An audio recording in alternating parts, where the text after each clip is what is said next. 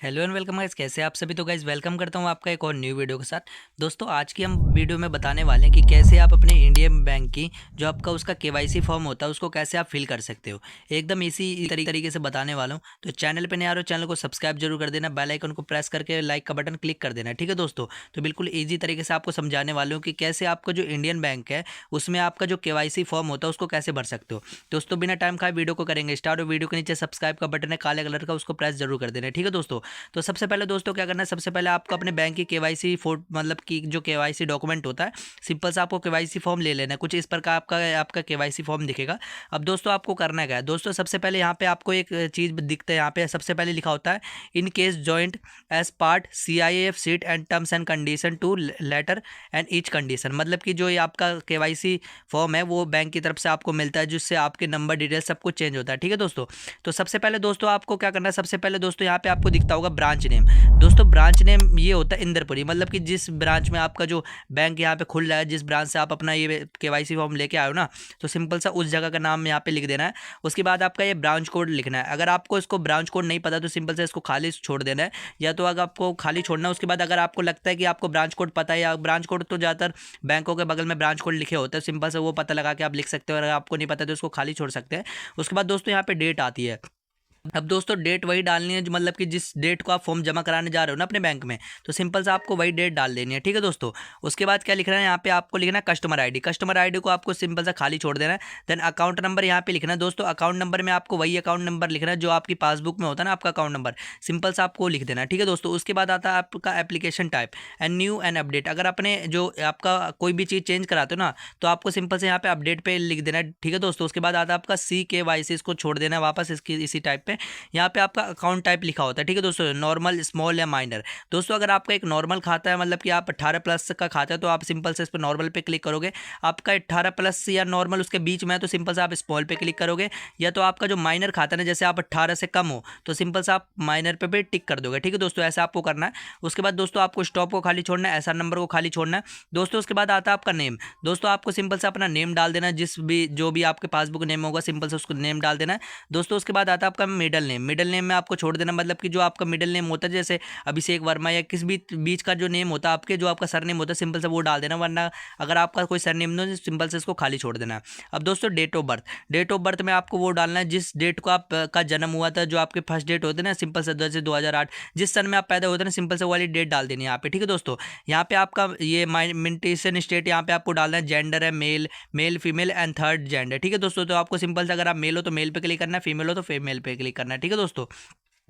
उसके बाद आता है मटेरियल स्टेटस। दोस्तों इसमें क्या करना है आपको, मैरिड, अनमैरिड, सिंगल, डिवोर्स्ड, जो आप हो चुके हो ना, जैसे अगर आप मैरिड हो तो मैरिड पे क्लिक करना, अनमैरिड हो तो अनमैरिड पे क्लिक करना, सिंगल हो तो सिंगल पे क्लिक करना, अगर आपका डिवोर्स हो तो डिवोर्स पे क्लिक करना, ड्राइविंग, अपार्टमेंट, या जो भी आप अच्छे से पढ़ लीजिएगा वो आप देख सकते हो, ठीक है दोस्तों।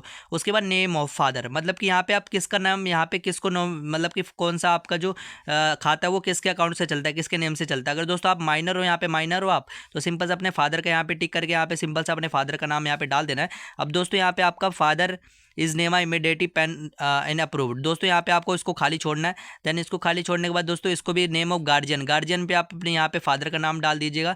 अगर आप यहाँ पे फादर का नाम डालते हो सिंपल से यहाँ पे आपको फादर का नाम डाल दीजिएगा, ठीक है दोस्तों। इन केस अगर आप माइनर हो, अगर आप मतलब 18 साल से कम के हो, तो सिंपल से यहाँ पे अपने फादर का नाम डाल देना है, जो आपका अकाउंट चल रहा है, जिसकी देश से आपका अकाउंट चल रहा है। नेशनलिटी में आपको करना लेना, सिंपल से नेशनलिटी में आपको इन इंडिया पे क्लिक कर दे, मतलब कि इन इंडिया पे टिक कर देना, और यहाँ पे कंट्री नेम डाल देना, ठीक है, जिस कंट्री से आप बिलोंग करते हो। और यहाँ पे सिटीजनशिप, जिस सिटीजन से आप रहते हो, ठीक है दोस्तों, मतलब कि आप जिस जगह में रहते हो ना उस सिटीज़ का नाम डाल देना, ठीक है दोस्तों। उसके बाद मतलब कि आपसे पूछ रहे कि आप सिटीजन हो कि नहीं है, तो सिंपल से आप उस सिटीज़ का नाम डाल दीजिएगा।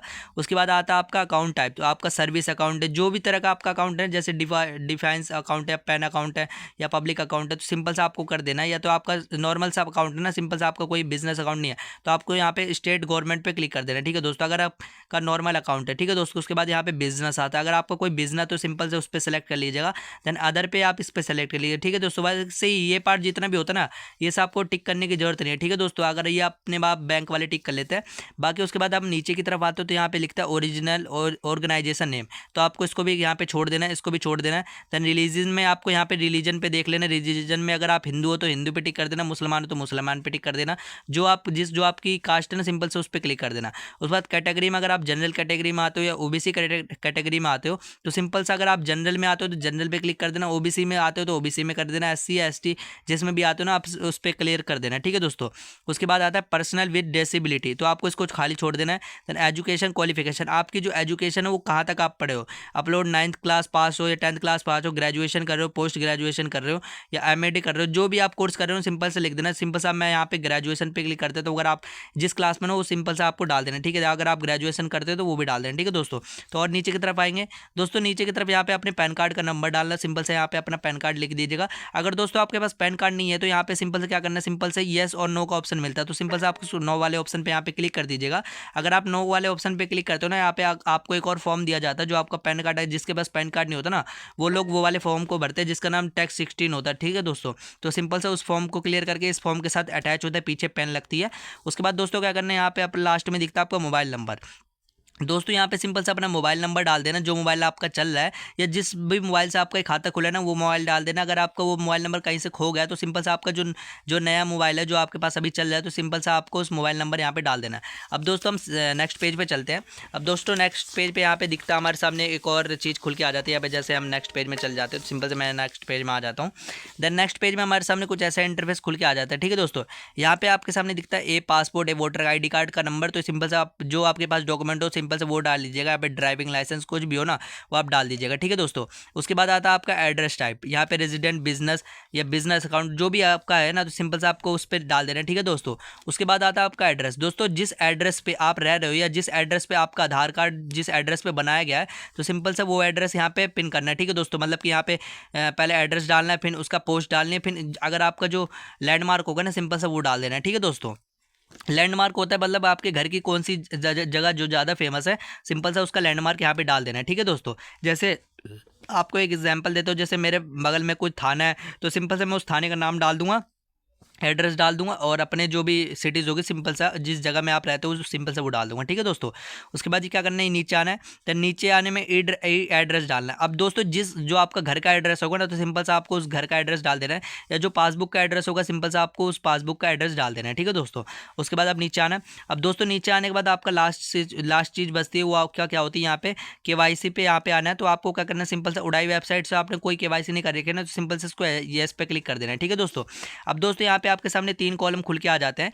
दोस्तों सबसे पहले यहाँ पे साइन होता है आपका, जिसका अकाउंट होता है ना, जो अकाउंट होल्डर होता है तो सिंपल से सबसे पहले उसका यहाँ पे साइन होता, मतलब साइन नहीं होता, सॉरी गलती बोल दिया मैंने, यहाँ पे सबसे पहले उसकी फोटो लगती है। ठीक है दोस्तों, जिसका अकाउंट होता है उसकी सिंपल से सबसे पहले यहाँ पे फोटो लगानी है।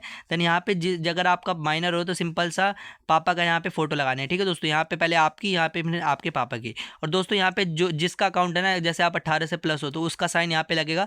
अगर कोई 18 से माइनस है ना तो सिंपल से उसके पापा का जिसके पापा जिसके जैसे रिलेशनशिप में उसके पैसे निकलते तो सिंपल से उसके साइन निकलेगा। ठीक है दोस्तों, अब नीचे आ जाना है। अब दोस्तों नीचे आने के बाद आपको क्या करना है, इस कॉलम को यहाँ पे खाली छोड़ना है। देन इस कॉलम को खाली छोड़ने के बाद यहाँ पे डिसिप्लिन वाला जो ऑप्शन होगा सिंपल से उसको भी खाली छोड़ना है। देन ऑफिस नेम और डेट ऑफ बर्थ यहाँ पे सबको खाली छोड़ देना है। ठीक है दोस्तों, अब लास्ट में यहाँ पे आपको सिग्नेचर दिखता है, यहाँ पे अपना सिग्नेचर कर देना है। देन सिग्नेचर करने के बाद आपका जो KYC फॉर्म है डायरेक्ट बैंक में जमा करा दीजिएगा। अब दोस्तों आपका अगर पैन कार्ड नहीं है ना तो आपको एक और फॉर्म मिलेगा, उसको डायरेक्ट भर के ना तो आप डायरेक्ट मतलब कि आप जमा करा सकते हो। ठीक है दोस्तों, अगर आप चाहते हो कि मैं पैन कार्ड की वीडियो लाऊं, जो पैन कार्ड जिससे भरते हैं तो सिंपल से मैं उसकी वीडियो ले आऊँगा। और दोस्तों उसके लिए आपको क्या करना है, सबसे पहले मेरे चैनल को सब्सक्राइब जरूर कर लेना, सब्सक्राइब करोगे तभी वो वाली वीडियो आएगी। ठीक है दोस्तों, और कमेंट में लिख दीजिएगा इंडियन बैंक, देन वो मैं जो बिना पैन कार्ड की जो वीडियो होगी ना वो मैं आपके सामने ले आऊँगा। ठीक है दोस्तों, तो हम यही वीडियो का एंड करते हैं। वीडियो पसंद आए तो वीडियो को लाइक सब्सक्राइब जरूर कर दीजिएगा, और ये जो फॉर्म होगा वो आपका डायरेक्ट बैंक में जमा होगा। ठीक है दोस्तों।